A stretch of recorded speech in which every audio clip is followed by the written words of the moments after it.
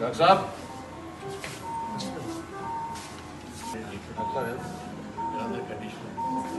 Sir అది patient హిమోడాలసిస్ మీద ఉన్నారు. దాని తర్వాత పేషెంట్ సడన్గా ఎస్ఓబీతో డెవలప్ అయ్యి మన దగ్గర షిఫ్ట్ చేసే టైంలోనే అరెస్ట్ అయ్యారు సార్. गेट कार्ड వచ్చిన గేట్ కార్డ్ ఎస్ సార్.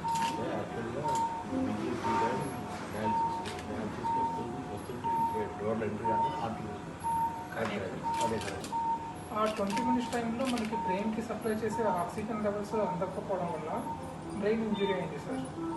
అప్పటి నుంచి అంటే పేషెంట్ కండిషన్ ఇలాగే ఉంది సార్. అంటే రెస్పాన్స్ ఏం లేదు, ఐ ఓపెనింగ్ లేదు, మన మూమెంట్స్ ఉంటాయి కదా సార్, అలా ఏం లేవు.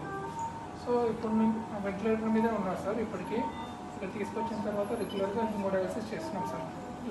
ఐ బ్లింక్ అనేది ఒకటి అవుతుంది సార్. అప్పుడప్పుడు రెస్పాన్స్ అవుతున్నారు. బయటికి వచ్చినప్పుడు హార్ట్ రేట్ కొంచెం ఇంక్రీజ్ అవుతుంది సార్.